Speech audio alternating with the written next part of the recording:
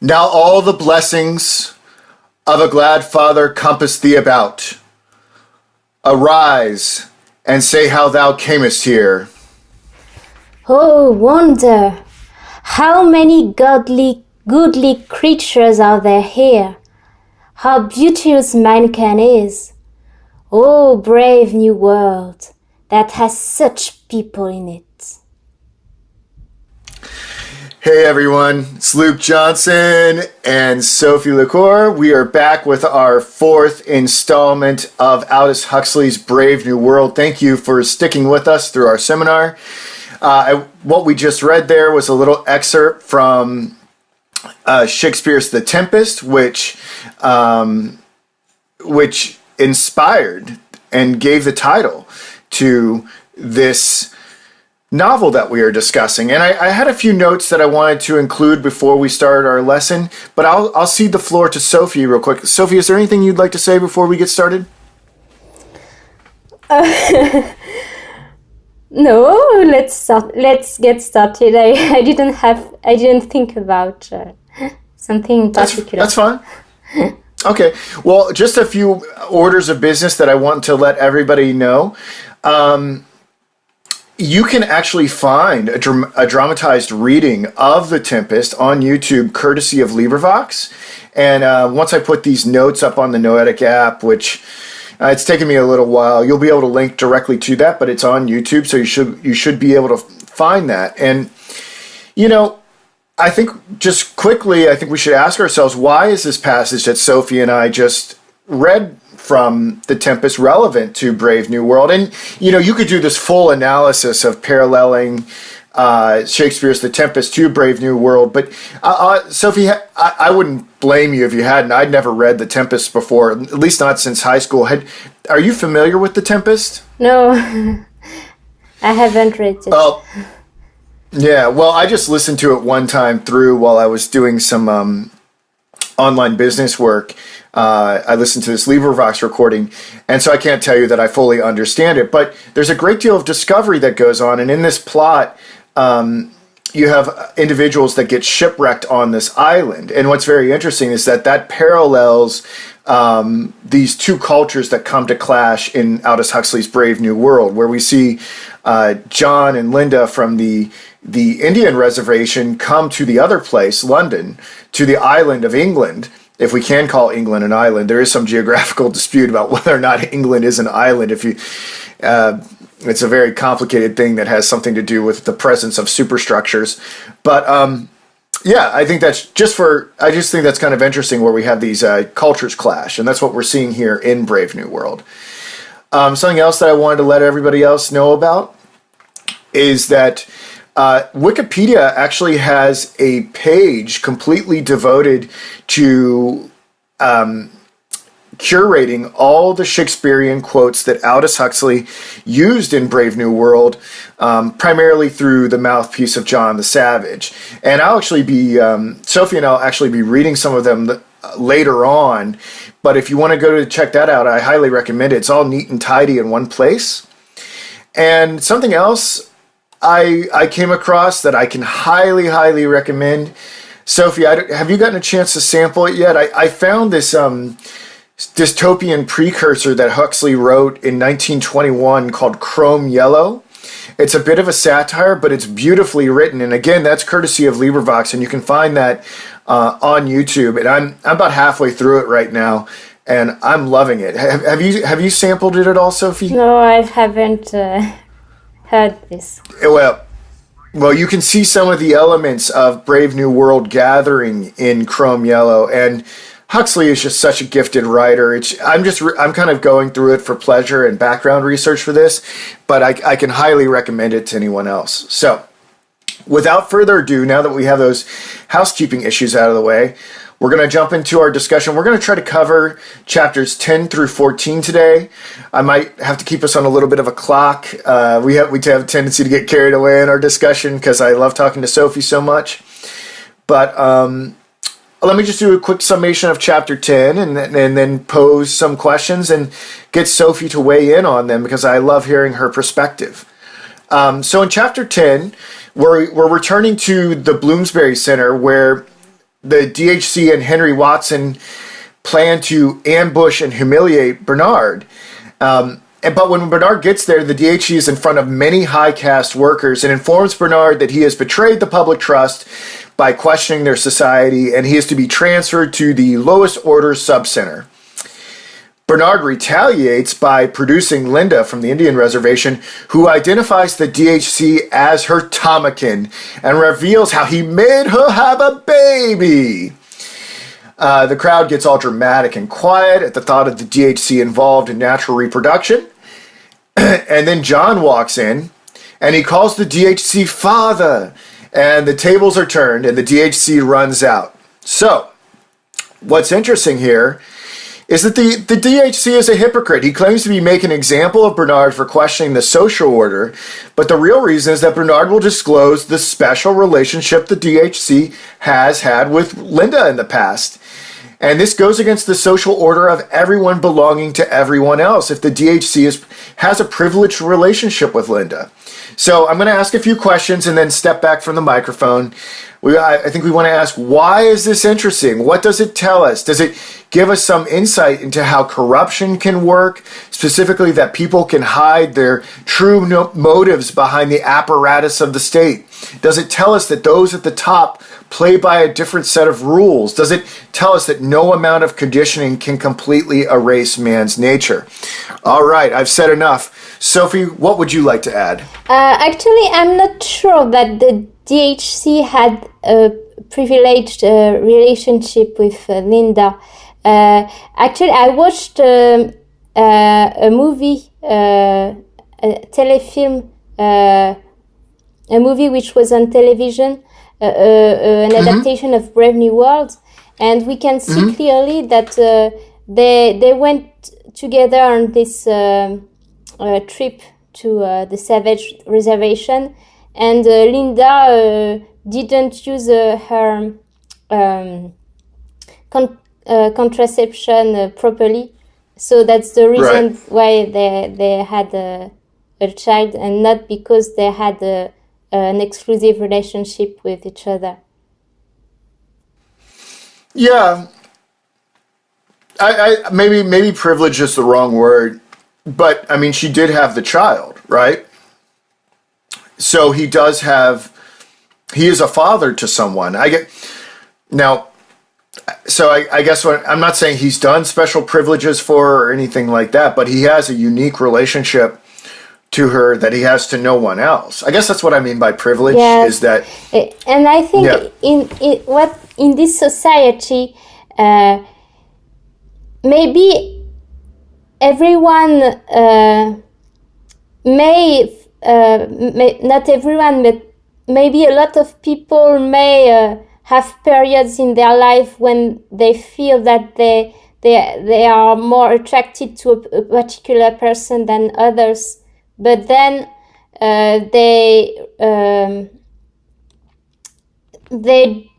do not allow themselves to have these feelings because of the social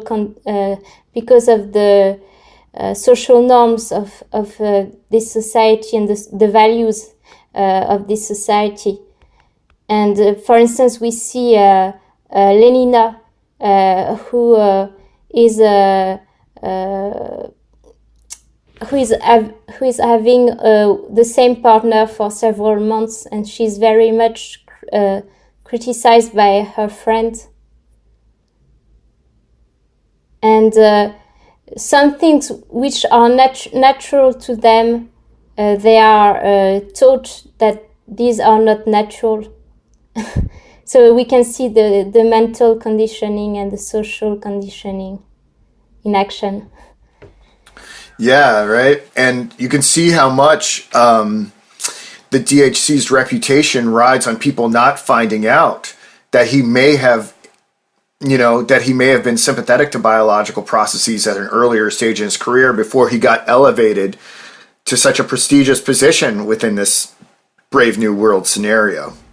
And maybe the people who are in the top of this social hierarchy are more aware of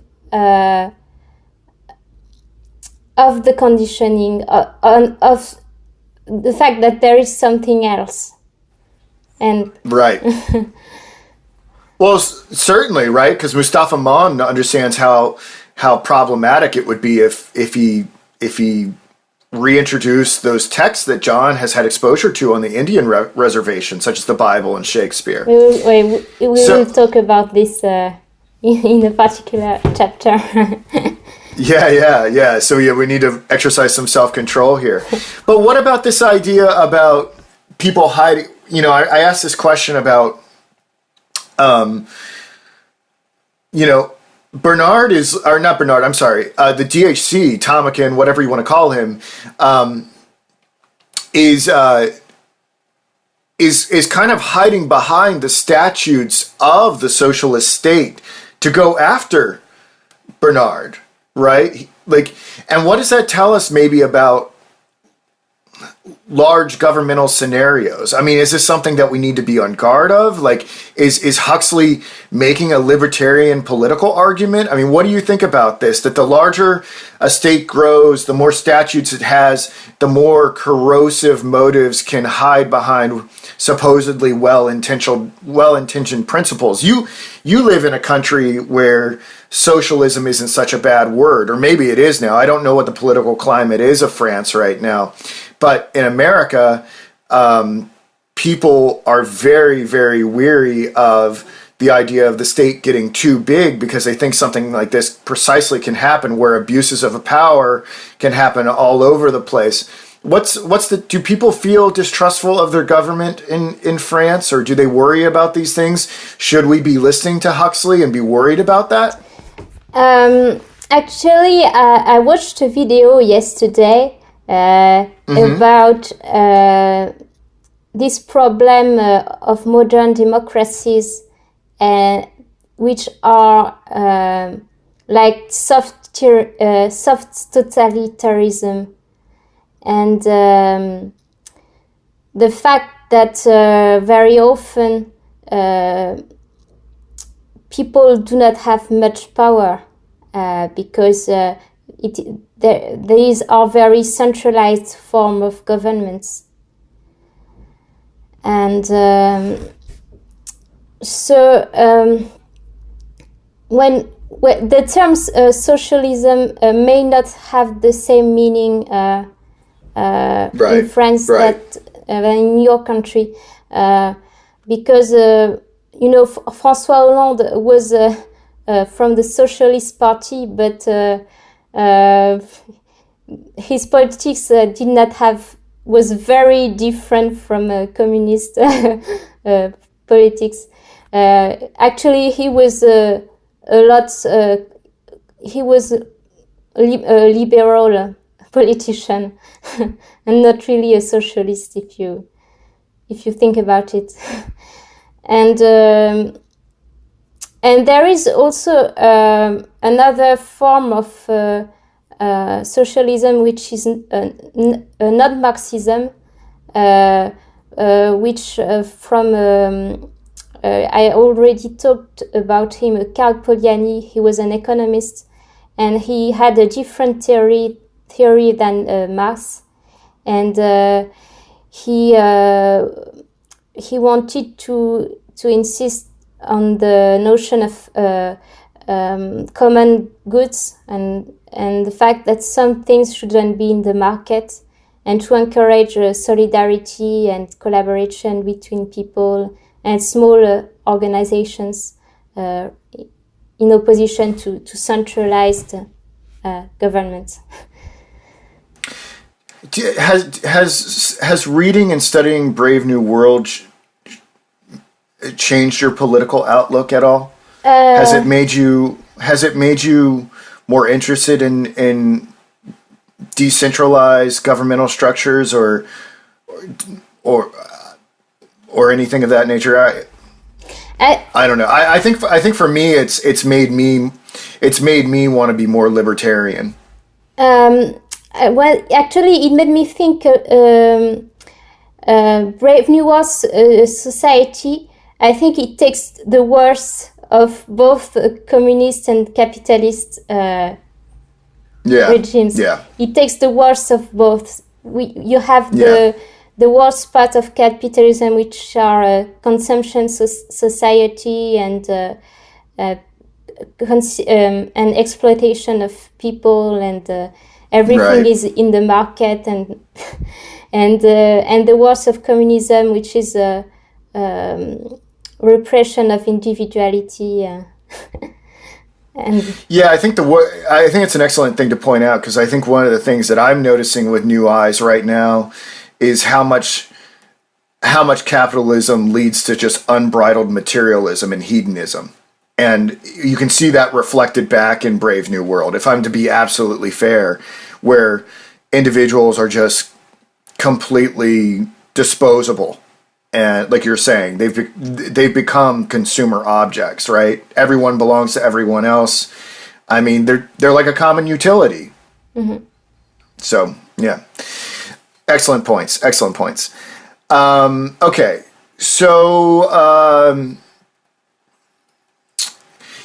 something else that's very interesting about this chapter is that when Linda enters into the scene and identifies the DHC as Tomakin, as the father of John, everybody's in astonishment because Linda hasn't been undergoing the chemical treatments to preserve her youth, right? Mm-hmm. So they don't have any context for understanding what's going on with Linda. She's been naturally aging, and presumably she's towards the she's I think she's in I don't her know 40s, her exact age. I think.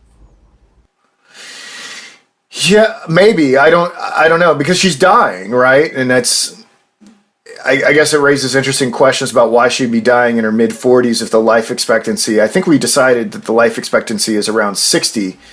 Yes, but she's that's an been interesting... living in the savage reservations for a long time. So maybe she did not have very good living conditions, and she drank a lot of some alcohol and maybe it escapes me how old she is, but regardless, she is aging at a different rate than everyone that's in the Brave New World, and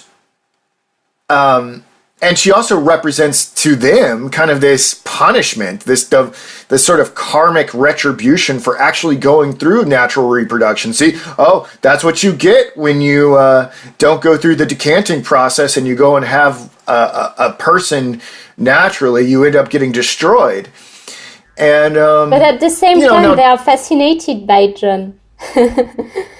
Yeah, well, that's the thing, right? Is John is exotic, right? He's a curiosity. He's he comes from the reservation. He's still young and handsome, but Linda has been destroyed. I guess what I'm trying to get at here is does this hit close to home? And maybe you can speak to it more as a woman.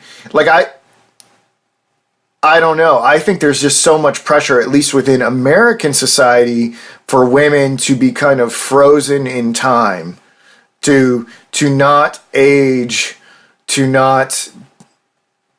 I don't know. I don't know what it's like in France, but yes, in America, there is incredible pressure put upon women to be something artificial, to be something that goes against the aging process. And I wonder if Huxley is trying to point that out to us about how close we've become to this dystopian reality as a result of at least the materialistic aspect of the society.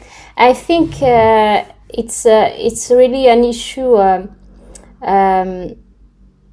both from the men and the women. The men who tend to value the physical appearance of women too much, and not their intelligence enough or their personality, and the women who do not have confidence on their own personality qualities, and who have difficulty to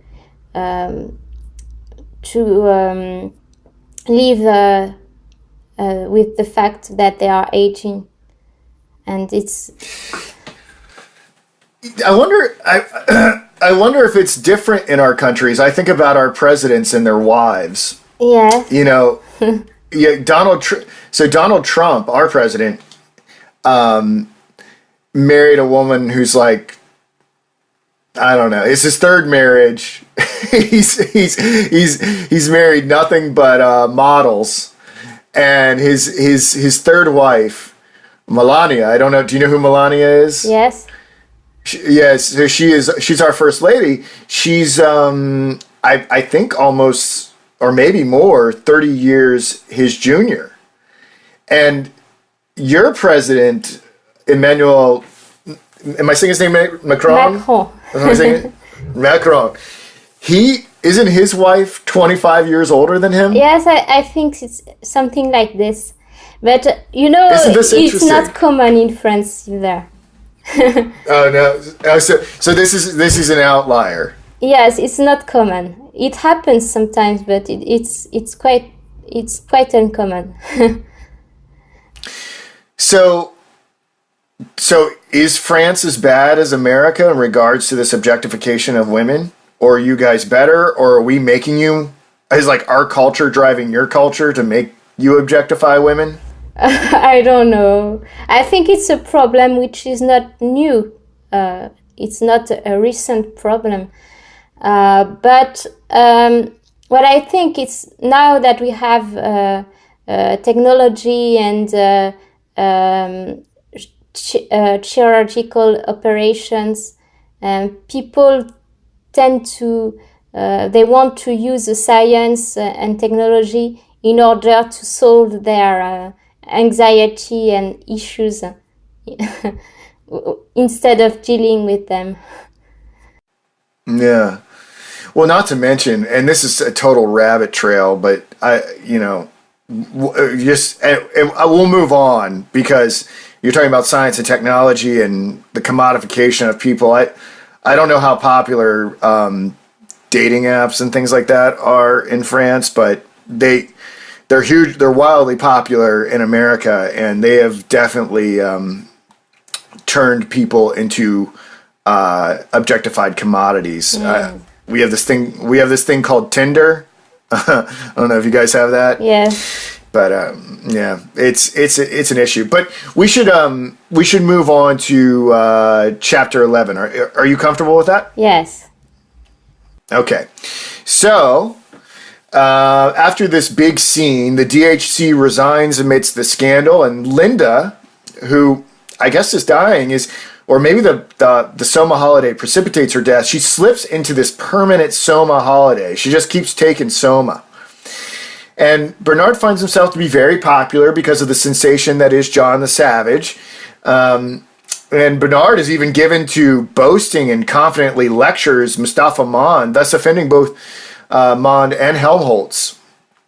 John begins to grow disillusioned with London. He gets sick touring one of the Fortean factories and is upset that the libraries don't contain Shakespeare. And John also goes on a date with Lenina to a Feely, which we'll have to discuss, which he compares unfavorably to Othello. At the end of the day, John drops off Lenina without pushing for sex, and she feels confused and frustrated. So there's a lot to talk about here. In this chapter, John discovers activities that come close to imagination and poetry, specifically Soma and going to the Feelies. And John worries about his mother's perpetually being on Soma. Dr. Shaw, who's administering the Soma, tells him that Soma presents eternity, an idea that John recognizes from Shakespeare. So what I want to do first is talk about this idea of eternity. The idea that Linda is on Soma experiencing what Dr. Shaw is calling eternity, how correct is this? What does it mean to experience eternity through psychopharmaceuticals? John has a concept of eternity, and chances are it means something quite different than what Dr. Shaw means. So something that I thought we would do just to help us address these questions is I I went through that list I mentioned earlier of Shakespeare quotes that are included in Brave New World, and anything that I felt like that dealt with the concept of eternity, I provided with us, and maybe it'll allow us to have this contrast between Dr. Shaw's conception of eternity and what John understands eternity to be through his understanding of Shakespeare. And so Sophie and I are going to take turns reading from various plays these quotes that make it into Brave New World from Shakespeare. Are you ready, Sophie? Yes. All right, I'll do the first one. This is from Macbeth. Tomorrow and tomorrow and tomorrow creeps in this petty pace from day to day to the last syllable of recorded time. And from Romeo and Juliet, on the white wonder of dear Juliet's hand may sighs, and still immortal blessing from her lips, who even in pure and vestal modesty still blush as thinking their own kisses sin. From Antony and Cleopatra, eternity was in our lips and eyes. From Troilus and Cressida,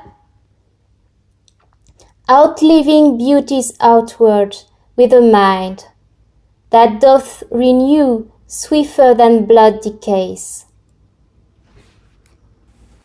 From Hamlet, oh, that this too solid flesh would melt, thaw and resolve itself into a dew.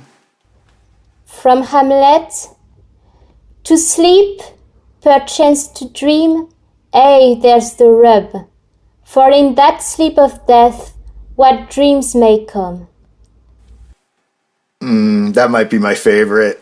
The last two from Hamlet are so good. And I think the last one answers your question about the coma that Linda is into. And the fact that when you are dreaming is as if you are in another dimension in which time is different. Yeah, there's a lot of different ways we can go with this, right? When you are on that summer holiday, in reality, the time that you could be actually out, right, could be an hour. But you may feel that enough events happen within your fantasy that makes you feel like you could have been asleep for days. And so we have these relativized timelines. So there's that issue going on. And I think Dr. Shaw is trying to say that but a minute of our time might be an eternity in the dream world. But maybe there's something real about it, because I've read articles about people who took drugs, very strong drugs, and who had a mystical experience, and they said that time was not flowing the same way as in ordinary reality. And from the scientific point of view, when we think about quantum physics, for instance, sometimes we wonder if time as we experience it in our everyday life, the flow of time may be an illusion, and there would be another time. Yeah. I mean, and even if you're not talking about it from a psychopharmaceutical perspective or a physics perspective, I mean, you can talk about it from a theological perspective that, you could read this quote from Hamlet a different way, because just to read it again, to sleep perchance to dream, aye, there's the rub, for in that sleep of death, what dreams may come.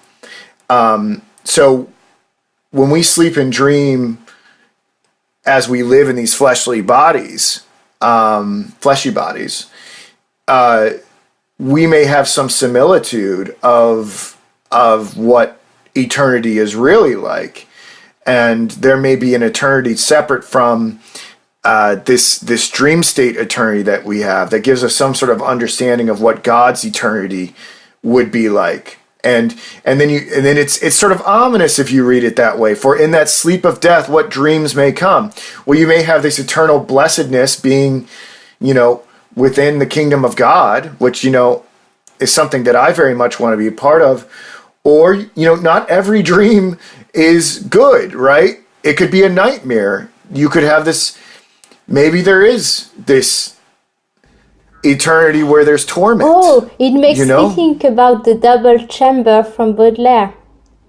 Ah, yes. Oh, yes. Time is back. Yes. You should all check out our discussion of that. And it also makes me think about a video I watched recently about Nietzsche and the true world theories. And in this video, they were explaining that in the Christian religion and also in Platonism, these are true world theories that he says that there is the world we experience in our daily life is not a true world. It's like we are living in the cave, and that there is a true world, which is the real world, whereas what we see with our senses is an illusion. Yes, and I think about I want to pull up the exact the Bible often talks about us being shadows moving through this world. I want to find the exact passage. Well, anywho, that something to the effect of us being spirits or shadows that sort of move through this realm, and that it could be sort of hyperdimensional, as you speak of. But I think getting back to the larger question is, how could possibly John's conception of eternity differ from Dr. Shaw's? Because it seems like Dr. Shaw's conception of eternity might be more of this one where one experiences a timelessness in the dream state, and that soma gives us the greatest proximity to the heavenly eternity that we could ever have. But it seems like John is really concerned with that transcendental further realm where there's a life beyond this life, not just a life that runs parallel to our temporal lives in a dream state.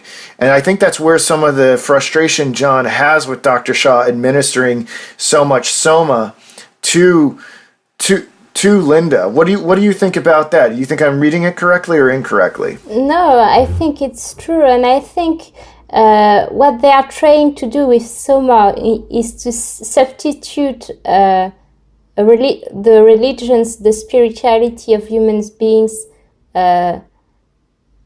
using artificially human-made inventions. Right, and this it's like transhumanism. Yeah, and this has got to be alarming to John, because she's being denied the opportunity to face her mortality, right? Because she can't get out of the dream state, she can't understand that she's disintegrating. Mm-hmm. And if you can't understand that you're disintegrating, you and I were talking off camera earlier, and something that I was trying to make the case for in my conversation with Sophie is that yes, I love God, but I also fear God. And so much of my love of God comes from a fear of God. And if people are deprived of the opportunity to see their mortality and fear death and fear apartness from God or fear the judgment from God, can they truly get to the real eternity that John seems to be acquainted with through characters like Hamlet? And that's what I think is so disturbing about these Soma holidays, is that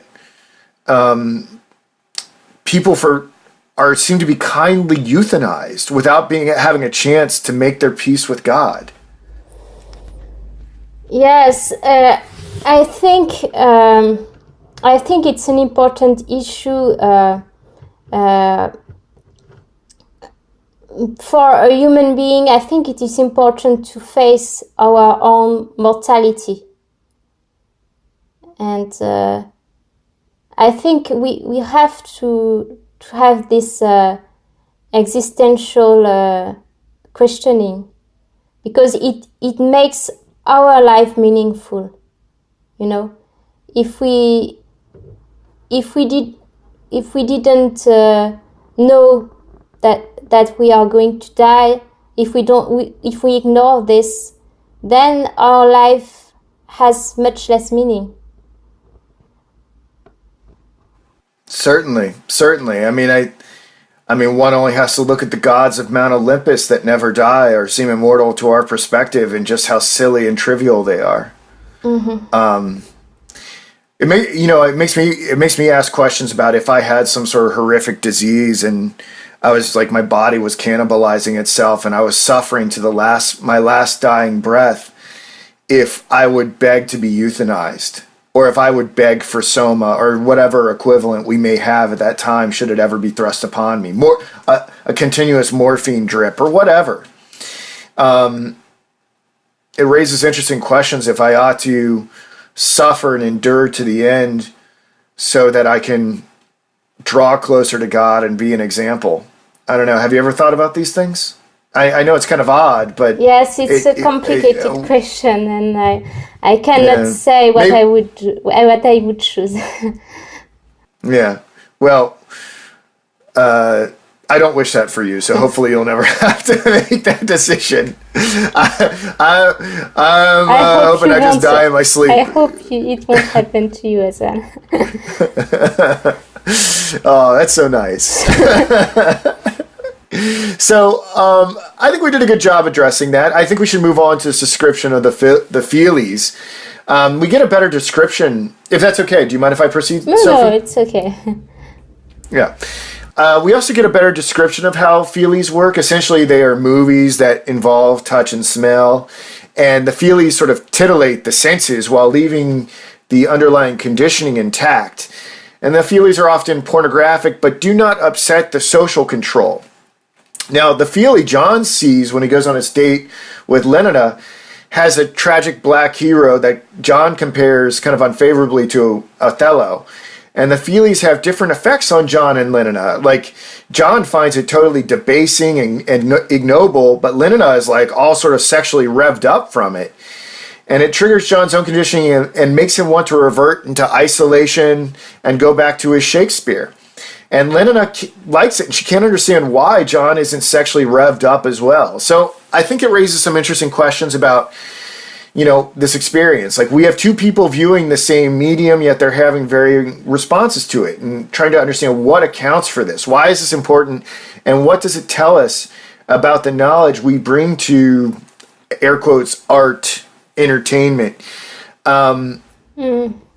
What did you make of them having these wildly different reactions to the Feely?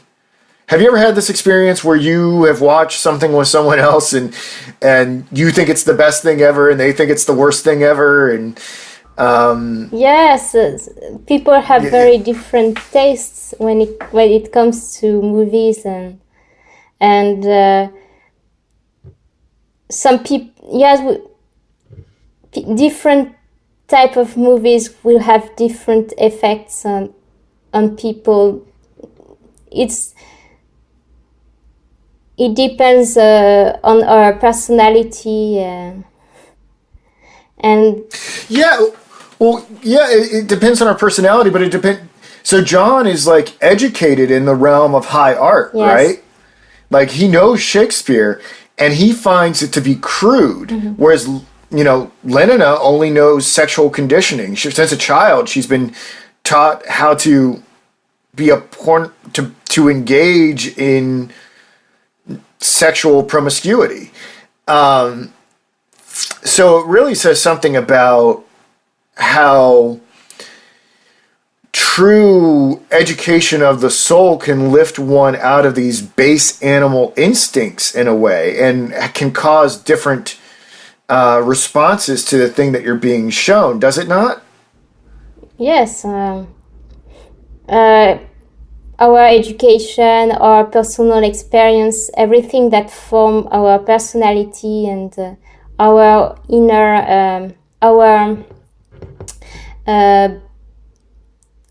natural predisposition. Some people are more sensitive than others. Some people are more sensitive to sound. Some people are more emotional. So the same movie will have different effects on different people. Have you seen the movie Interstellar? Yes. What'd you think? Yes, it was interesting. Did you like it? Yes, I didn't love it, but I liked it. You know, it was interesting. I went with I saw that movie with 4 people. Yes. And it was a double date. And we didn't say anything to one another during that movie. We all sat together. And me and my girlfriend at the time, as soon as the movie was over, we were like, this is the most incredible movie ever. And we turned to our friends who were also dating at the time, and we said to them, like, wasn't this the most? And they turned to us and they said, this is the worst movie ever. So you had 2 sets of people think it was simultaneously the best and worst movie ever. And I just thought I thought that was very interesting. I never had an experience like that before. Yes, but even in movies which are not, you would not think as excellent, there are still things that you can appreciate about them. They can be entertaining. So the experience of being in a cinema with friends will make you enjoy a movie that you wouldn't enjoy if you were alone at home watching this on a DVD. No, I completely agree. And by the way, you can, if you have enough education too, I think it's possible to, there are a lot of people who watch terrible movies and get something really pleasant out of them. There are a lot of pop culture critics and things like that. I recently saw Transformers 2, and, I found the explosions and all the CGI to be completely gratuitous. But if you know what to look for, there's a message in Transformers 2, but you have to have a certain level of education to be able to decipher the message. So it's interesting. There can be edifying things in terrible, air quotes, terrible movies. Mm-hmm. But I think in most movies there's something to learn. So yes, there is something to learn. I agree. All right. So something else that I think is very interesting about this chapter is, all along so far. Do you mind if I move on to the next discussion point? Yes, if you want. Yeah. Something else that I found very interesting about this chapter is that, all along, because of an error in the decanting process, Bernard has sort of been this outsider. But then all of a sudden, because John is this sexual curiosity to London, by association, Bernard becomes a celebrity. And suddenly he has all the opportunities for promiscuity that he once felt uneasy about, and he fully engages in it. And it raises an interesting point. It's a bit easier to hold on to your principles when you are kind of a natural outcast. It is a way, in some ways, it's a way of asserting some sort of superiority over that system you have been rejected from. I fully admit that motive likely goes on within me, but I think it's interesting that we should ask ourselves, what would happen if that system suddenly fell in love with us, Sophie? What if all of a sudden the world decided, you know what? Luke and Sophie aren't weird and strange and nerdy and whatever they think of us, right? What if you and I overnight became front page news? What if we became the coolest people in the entire world and everybody wanted to hang out with it? How many of our principles would we really be able to maintain? Could we still resist like limitless drugs and political and sexual favors? Would we stay who we are? And if we would stay we are, what prevents us from not becoming something else? And I think it's important to think about it in regards to you and me, and I think it's important to think about it in regards to John. What's the restrainer on him? Have you ever thought about this? Like, it never really occurred to me that the world would ever think I was cool, but it never occurred to Bernard. And then all of a sudden, because of the association with John, he is an A-lister. I think it's a problem that people who become celebrities face. Some of them have success into remaining who they are, but some of them it really disturbs them. Sophie, if I drove a dump truck full of money, yes, up onto your porch, and had the ability to elevate you into a worldwide sensation, would you behave any differently? What would you do differently? I think I would use it to pass messages to people. If I had the attention from people, I think I would use this opportunity to say. To give important messages to people. You wouldn't buy a yacht and become a world traveler and take pictures of yourself getting a tan on your yacht? No, I don't think so. I hope I wouldn't do this.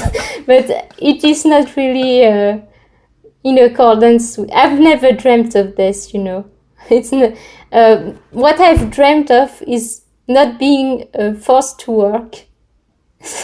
So maybe I wouldn't work anymore and I would use my time the way I want to. But I don't think I would buy extravagant things. Well, I hope you would become a writer, because I love Sophie's writing, and I hope you pass messages through her writing. Yes, I think I would, if I had all my time for myself. I hope I would do things which would be beneficial to others. I hope I wouldn't be too selfish. Well, so why? So here's an interesting question. Why wouldn't you buy the yacht and take Instagram selfies of yourself on that yacht? Because I don't need a yacht. But I'm asking a deeper question. Why do some people feel like they need a yacht, and why do you feel like you do? You see what I'm getting at here, right? I think it's because they care about what people think about them. They care about their image.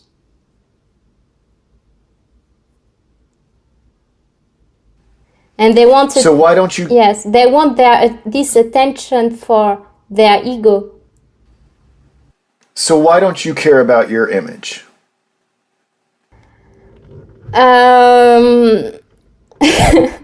Because I do not have the same experience exactly as Bernard. Because yes, like him, I've been rejected when I was young because I was different from other people. But I didn't live it the same way, because I was not angry about the situation. I was not frustrated. I always, I was not angry at my situation. I was happy to be the way I was. And I think it's the difference between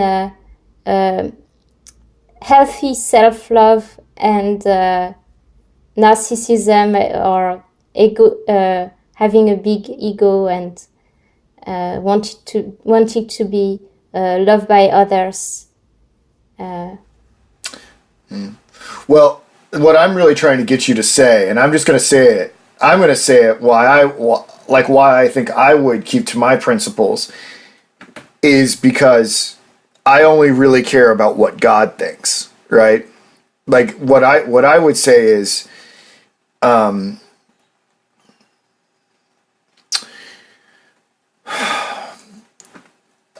God is no respecter of persons. He doesn't care if you're a celebrity or a billionaire. We're all equal in his eyes. Yes. And when you understand that, there is no more comparison game. There is no more ego. And it's about trying to become an awesome power that God can use in this world to spread his message of love. Yes, I agree with you. And- I had the same vision as well. Yes. And I think that's why if the world suddenly fell in love with us, I'd like to think that you and I wouldn't change. Because I think we would just give it away, or we would redirect it, or we would use it to the glorification of God. I hope you would. Yes, I hope. That's I hope that's the well. Sophie I know. But what about John? What about John? Does John have the same? Bernard, no? No. Well, what I'm talking about is John doesn't want it, right? John has all the attention. John doesn't right? care as John, well. Yeah, John doesn't care as much. So what is the restrainer on John? Yeah, John. I think John is a bit the same as me because he do not really want attention from people.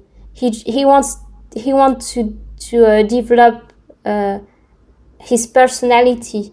He wants. I think he's most influenced by his own need for becoming a better person than pleasing people. I'm trying to, because I'm trying to get a sense of just how religious John is. And I don't know if he's as religious as you and I are, but he is acquainted with religious concepts. I might need to revisit this. I mean, do you get the sense that John is anywhere near as religious as you and I? I mean, it's weird, right? Because he was excluded from the religious rituals from the reservation, right? And he had to kind of go out and create his own religious trials in the wilderness.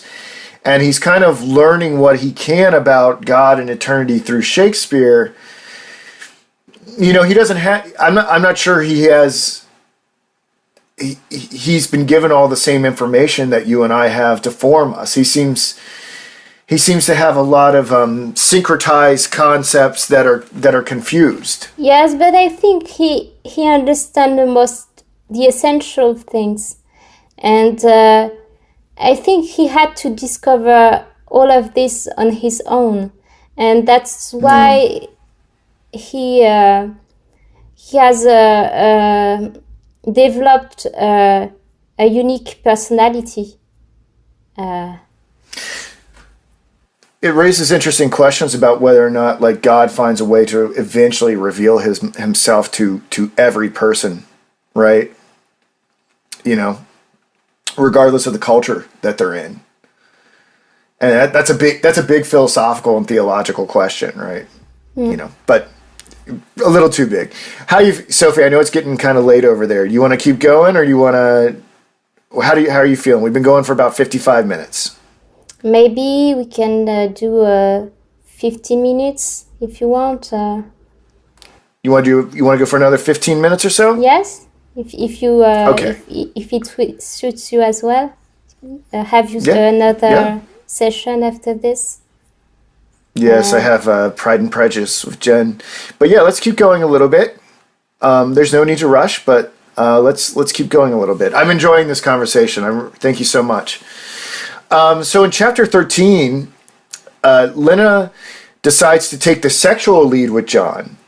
John addresses her through the formalities of his culture and Shakespeare, and Lena doesn't know how to respond, so she just disrobes.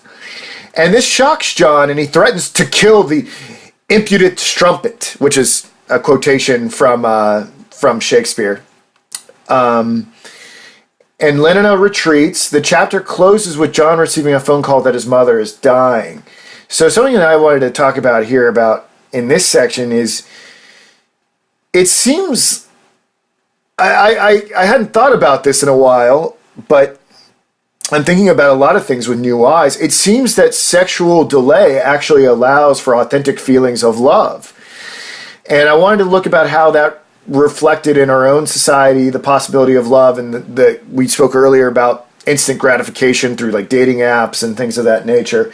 So Lenina has grown up in this brave new world where everybody just belongs to everyone else, and if they want sex at that time, they just take it, and they don't really resist. They kind of go. They have the orgy porgies all the time, like.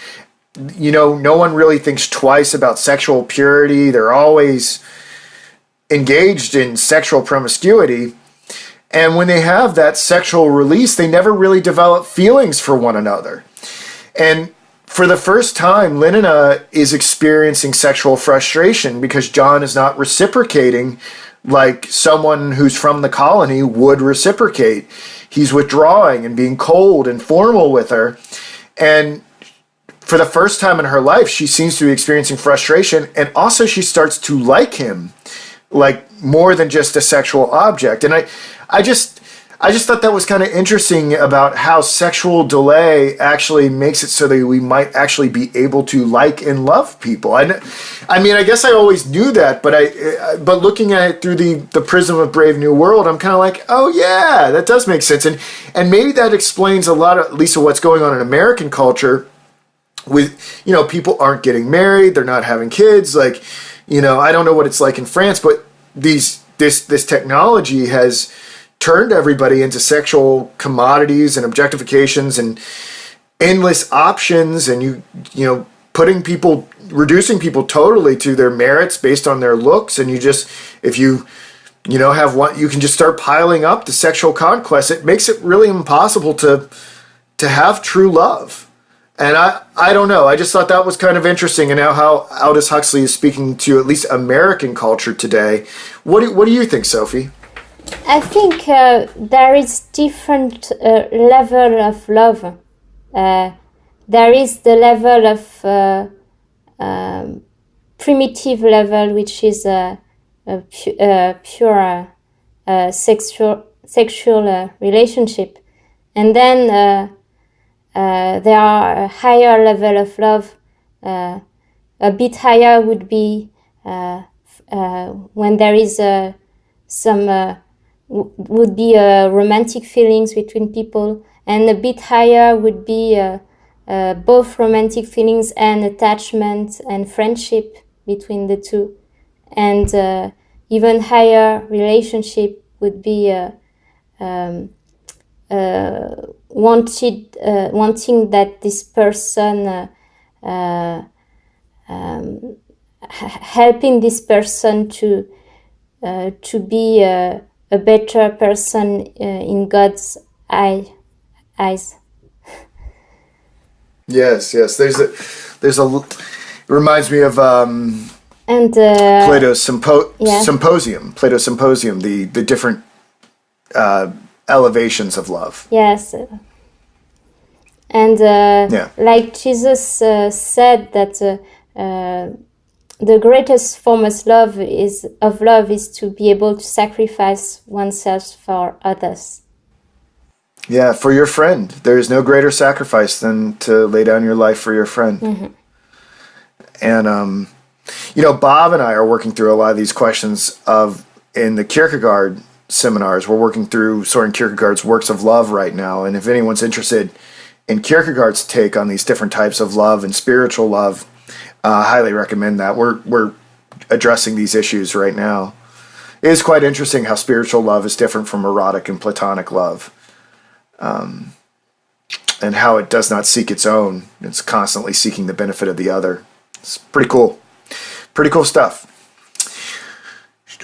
Would you like to say anything more about this section before moving on? What I wanted to say is that when we are the people in Brave New World, they are being conditioned to obey their instincts without and preventing from developing a conscience, their conscience.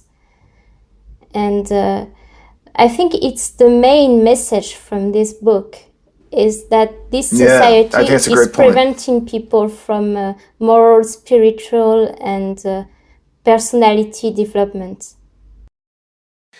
Yeah, this is really interesting, right? And I think you're really interested in psychology and psychoanalysis, and what's very interesting about the Brave New World society is that it has this false appearance of being civilization, but no one encounters any frustration, right?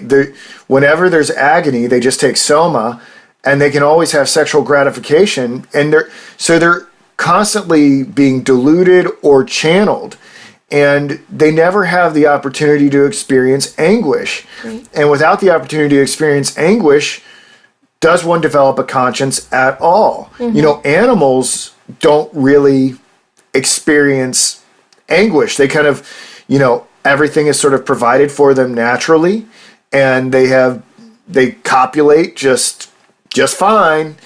So I think there are some psychological theoreticians who've posited, because man cannot discharge all of his psychic desires, that this actually gives rise to a higher consciousness, to what we may call the ego or higher order thought or whatever else. What do you think about that? Yes, I agree with that. I think the more a person is conscious, the more this person will experience anguish and anxiety, and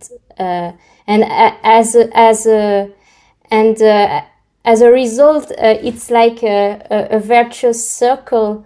And the more a person experience anxiety and go through suffering, then he can grow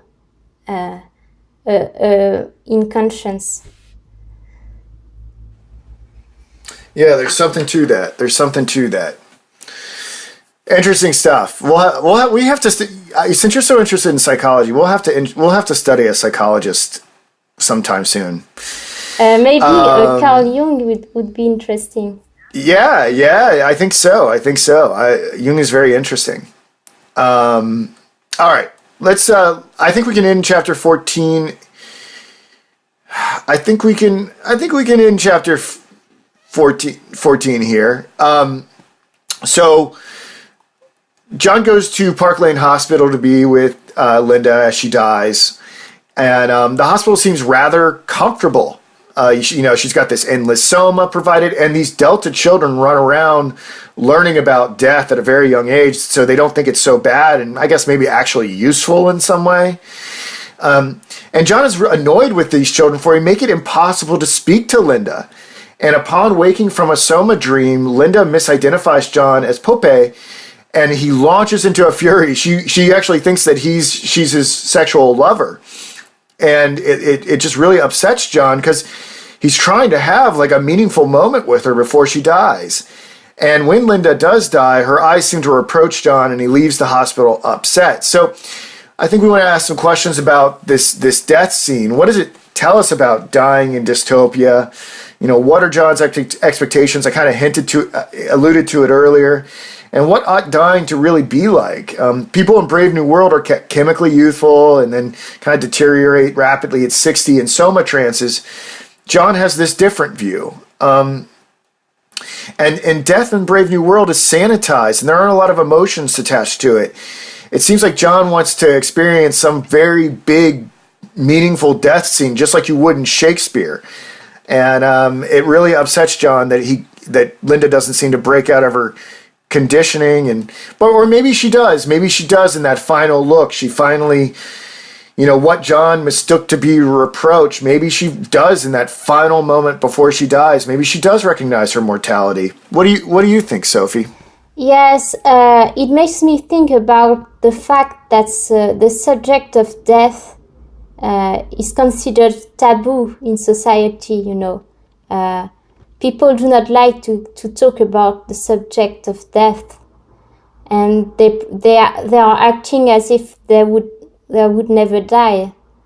And as we talked before, as we said before, maybe there is an interesting, maybe confronting our own mortality is something very important for our own development and the growth of our conscience. And there are people who like to talk about death, and it's not something morbid. It's just because talking about death, it allows us to talk about the meaning of life, And I think John is someone through poetry and through his religious faith. He's someone who wants meaning, and he wants a supernatural meaning.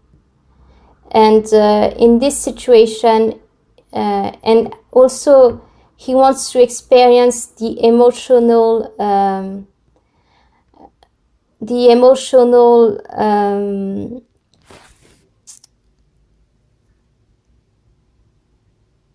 he wants to have this emotional experience of saying goodbye to someone.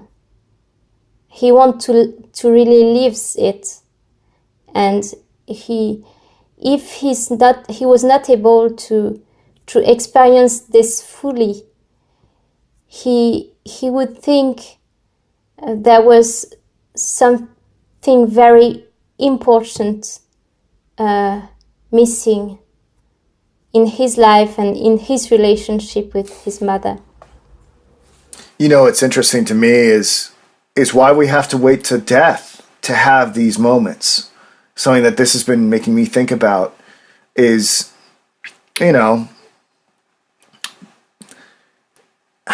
I mean, my parents aren't going to live forever. Why do I have to wait until they're in a similar situation as Linda to have these emotional moments that are filled with heightened emotional meaning? Mm-hmm. And not just my parents, every person. Mm. I agree. Why we can't see every moment?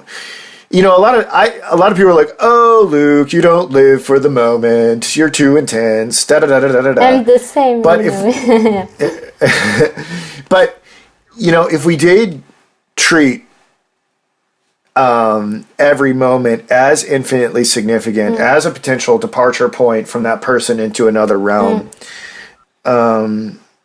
what would that mean? What would that mean for society? I definitely don't think we'd be treating them as disposable objects. Yes, this is something I tend to live, or I've tried to do this, maybe not consciously, but a little bit, because I always feel that I can lose anything, everything. I'm not attached to this material reality, and to I always have the feeling that I'm not to be there forever, and so I think it's like having an eternal perspective on temporal life. Yeah. Well, I think that's very well said, and I think we should probably leave our lesson there. I'm happy that we got through chapter 14, Sophie. And to be honest, if we died right after this, I'd die a happy man. I think we did a good job. Oh, thank you very much. You did. I loved your contributions today, and I'm so thankful that you do these lessons with me. It's great to have. I like the way that our minds interact on this stuff. I'm so thankful that you invite me to do this. And it's really great experience for me, and eternally great experience for me. Great. All right. Well, I'm going to grab some lunch, and I'll tell Jennifer you said hello. Yes. And I've got to go. Hello, Jennifer. I've got to go talk about some Pride and Prejudice. I hope everyone has an amazing day. Read Brave New World. Read Shakespeare. Read the Bible. Read it all. All right. Take care, Sophie. Thank you. Take care. Bye.